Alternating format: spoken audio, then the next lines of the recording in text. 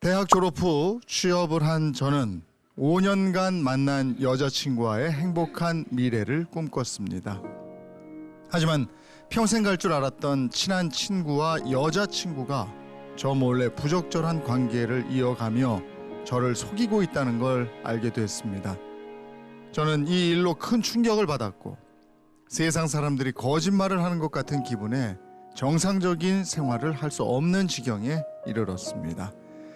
결국 회사도 그만둔 채 집거 생활을 하게 됐고 정신을 차렸을 땐 어느새 10년 넘게 거의 집 밖을 나오지 않는 은둔형 외톨이가 되어 있었습니다. 이제는 더 이상 방 안에 숨기보다는 사람들과 어울리며 살아가고 싶습니다.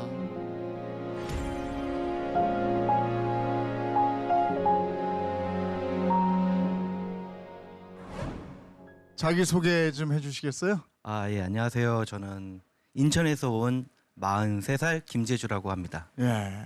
연인과 친구의 배신, 거짓말, 여기에 대한 쇼크, 충격 때문에 10년간 은둔 생활을 했다 이러셨어요. 예. 사귀던 여자 친구분이 있었어요. 근데 한 5년 정도 사귀었는데 이제 부모 서로 알고 결혼을 이제 생각하고 너무 이제 저 앞에는 이제 찬란한 미래만 있겠구나라고 생각을 했었는데 그게 좀 안 됐던 사건이 벌어졌습니다. 네.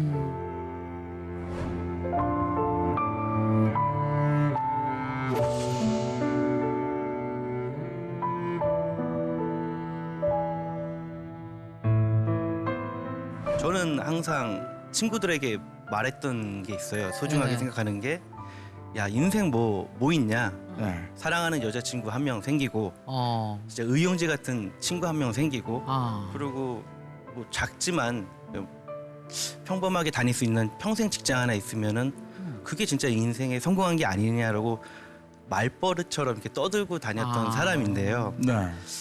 그 의용제 같은 친구가 어느 순간에 저와 이게 결혼을 약속한 친구와 부적절한 관계를 맺고 있다는 것을 제가 알게 되었어요. 그로 인해서 제가 좀 충격을 받고. 그랬겠네요. 네.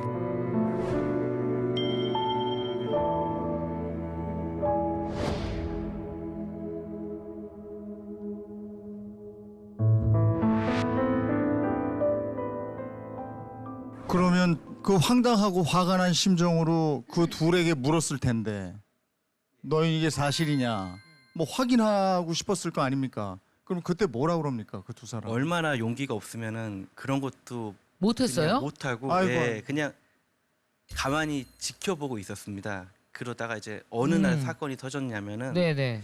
제가 이제 회사 생활을 하고 있었는데 네. 전화가 오는 거예요. 그 친한 친구에게 네. 전화가 와서 요즘 뭐해?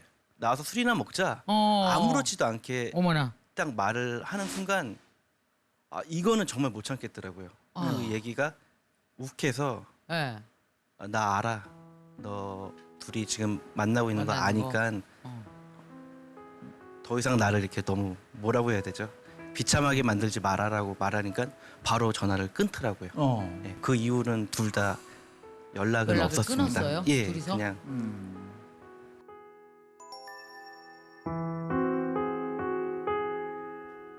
그 사건으로 인해서 뭔가 좀 세상 사람들의 눈이 이렇게 마지못했던 이 친구와 가장 소중했던 연인이 나의 뒤통수를 칠 정도면은 이 세상 사람들 아무도 나에게 진실을 말하지 않는 거라고 저는 그때부터 뭔가 좀 마음의 벽을 만들었던 것 같습니다. 그리고 나서 그 일 때문에 회사를 퇴사했어요? 그러니까 첫 직장이었는데요. 네. 네. 그런 사건이 있다 보니까는 머릿속에 계속 그 장면만 떠오르는 거예요. 계속. 회사에서도 뭐 업무를 계속 가르쳐 주시는데 계속 머릿속에서는 네. 그쪽이 맴도니까 너 임마 뭐 하는 거야? 집중 안 해? 이런 욕을 하다 보니까 이제 점점 회사 생활도 재미없어지고 한 7개월 정도 만에 퇴사를 했습니다. 그러면 그렇게 퇴사하고 나서 집에서 방에서 생활하는 은둔형 스스로 외톨이 이렇게 돼버린 거예요? 1, 2개월 정도 좀 마음 추스리는 기간을 좀 갖자라고 해서 집안에 그때 당시에 사람이 너무 싫었기 때문에 예. 전화번호 자체도 바꾸고 다 이렇게 사람들과 아예 소통을 안 하고 네. 그 어머니 아버지랑도 이제 소통을 안 하게 되고 방문을 잠고 아. 거의 그냥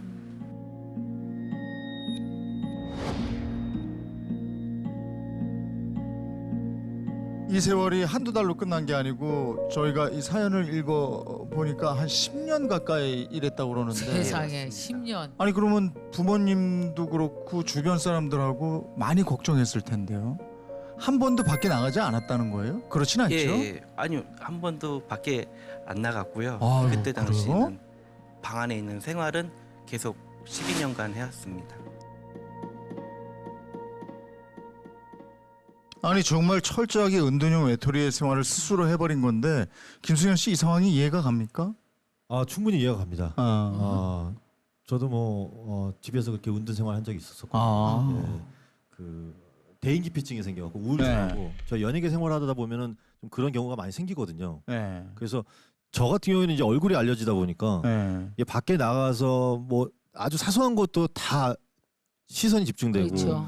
뒤에 가서 꼭 안 들리게 얘기하면 다행인데 그래요? 꼭 들리게 얘기를 하더라고요. 그래서 그런 얘기들을 듣기가 싫어서 그냥 집에만 처박혀 있고 어. 그런 일들이 아이고. 있었었거든요. 근데 네. 처음에는 그래도 쾌활한 성격이었던 사람이 10년 동안 은둔 생활을 했다.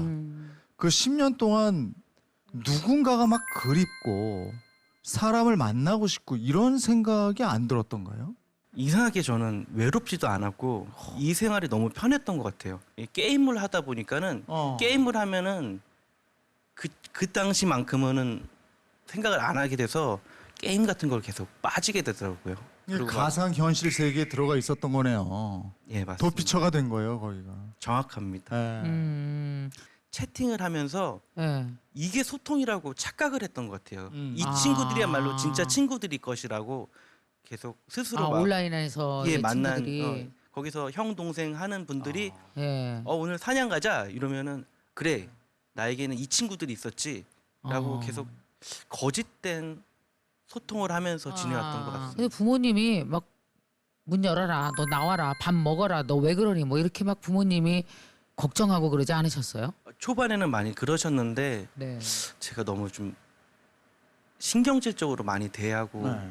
그 은둔형 외톨이이신 분들은 좀 많이 알겠지만 그냥 방문 여는 것 자체도 너무 싫어서 예, 어머니가 이게 뭐 하나 이렇게 슬쩍 열어보실 때가 있거든요. 그러면 아 나가라고 이런 식으로 좀 한 번은 이런 적도 있었네요. 새벽에 일어났는데 네. 화장실이 너무 급한 거예요. 어.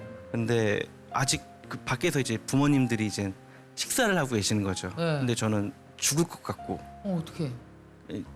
방 안에 있는 그 뭐 콜라 페트병 이런 걸 어머, 이용해서 어머. 할 정도로 그러니까 마주치기가 싫었던 것 같아요. 아무도.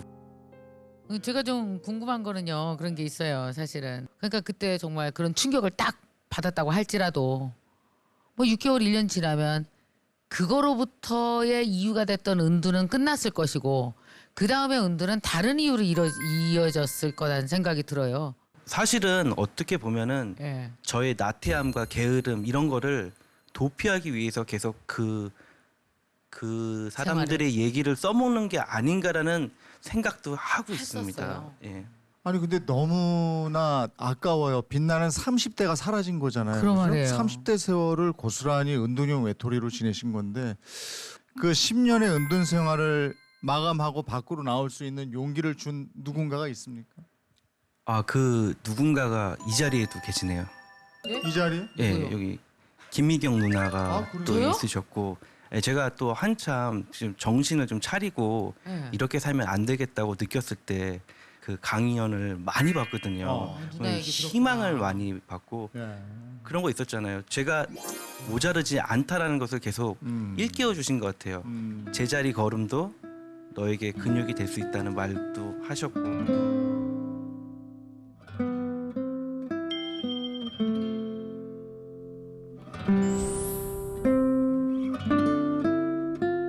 그런 강연 같은 걸 많이 듣고 나니까 직접 이제 가서 찾아보고 싶더라고요. 그런 강연장을. 아, 그래서 네. 이제 밖으로 이제 조금씩 가는 연습을 하다 보니까는 아. 저에게 이제 부족한 게 많다는 걸 느꼈지요.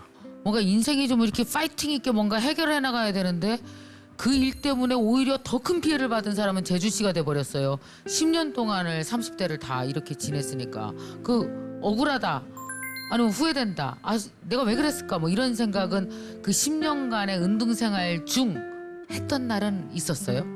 정말 이 10년은 아무짝에도 쓸모없는 시간이었습니다. 그냥 그리고 어쩌면 인생에서 가장 빛나야 될 시간에 가장 미련하게 10년을 써버린 제 스스로가 너무 한심하고요. 거의 이제 좀 정신을 차리고 우리 네. 또 이렇게 강연 같은 거 들으면서 이렇게 살면 안 되겠다라는 생각을 딱 하고 나서부터 이제 어떻게 하면 내가 이제 밖으로 나갈 수 있을까 노력을 생각을 엄청 많이 했던 것 같아요. 아. 어떻게 내가 할 수 있는 가장 작은 건 뭘까부터 생각하면서 그때부터 좀 머리가 좀 아파오기 시작하고 그때가 좀 뭔가 좀 아래서 좀 깨어나는 그런 시기였던 것 같은데 그래서 스스로 어떤 변화에 노력을 했습니까? 저 자신부터 좀 변해봐야 되겠다 싶어서 제일 먼저 했던 거는 다이어트였어요. 그래서 25kg 정도 뺐고 또 피부가 너무 안 좋았기 때문에 제가 여러 가지 질환이 있더라고요. 막 그러다 보니까 이제 피부과 치료도 하게 됐고 어떻게 하면 말을 좀 잘할 수 있을까 싶어가지고 이제 스피치 학원에도 한 1년 등록해서 지금 이 정도까지 얘기할 수 있는 용기가 지금 생긴 것 같아요. 그럼 적극적으로 나를 개발하기 위해서 노력하셨네요. 저 나름대로 노력을 했는데 어떻게 비춰질지는 잘 모르겠습니다. 엄마가 좋아했죠? 밥 먹으러 어머니는 나와서? 엄청 좋아하세요. 오랜만에 밥 같이 드셨겠네요. 부모님이. 네, 이제 한 식탁에 모여서 밥을 먹었을 때 그냥 고요했던 것 같아요. 그 첫 식사는 정적이 좀 흘렀고 조용하게 그냥 먹고 아마 어머니는 많이 좋아하셨을 거라고 생각을 합니다. 그렇겠네요, 진짜. 어쨌든 세상 밖으로 나왔잖아요. 세상 밖으로 나왔다는 것은 세상 밖의 소식도 궁금한 건데 그 여자 그리고 그 여자와 같이 사귀었었던 그 지금은 친구도 친구. 아니겠지만 그 당시 친구 소식이 궁금하지 않았습니까? 전혀 궁금하지 않습니다. 아 그래요? 예, 왜냐면 이제 저는 저의 삶을 살고 싶은 게 마음이 커졌기 때문에 예. 지난 10년을 돌이켜 보면 거기에 대한 미련과 후회 네. 이런 걸로 쌓여 있었던 것 때문에 네. 오히려 더 못 나갔다고 저는 생각을 하거든요. 예, 네. 그런 거 좀 깨버리고 이젠 늦었지만 지금이라도 내가 할 수 있는 일을 찾아서 나아 보려고 하기 때문에 전 궁금하지도 않고 저는 그 김재수 씨한테 굉장히 좀 되게 칭찬이라고는 좀 약간 그렇긴 하지만 거기에 익숙해지면 사실 나오기가 점점 더 힘들어지거든요. 네. 근데 그 용기 나올 수 있던 용기를 내신 맞아요. 게 어떻게 보면 네. 굉장히 큰 게 아니었나라는 네. 생각이 들어서 그런 부분 굉장히 좀 칭찬을 드리고 싶습니다. 예. 그래서 저는 너무 이기적이었다라는 말도 좀 하고는 싶어요. 아픈 건 이해하나 부모님 아픈 거, 가족들 아픈 거는 전혀 신경 쓰지 않았다라는 좀 그런 죄송하지만 따끔한 말을 좀 드리고 싶어서. 그러면 과거랑은 좀 다르지만 또 다른 어떤 살아갈 수 있는 자존감, 자신감 이런 게 좀 생기셨겠어요, 지금. 그 예전만큼의 그 씩씩하고 활발하고 이 정도는 못하지만 네. 간혹 아까처럼 살짝 이렇게 아. 웃기려고 하거나 이런 네. 부분은 아직 예전에 그런 모습을 되찾으려고 노력은 하고 있어요. 네. 앞으로 세상과 소통하는 맛도 있을 거예요. 거기서 또 행복감을 느끼셨으면 더욱 좋겠습니다.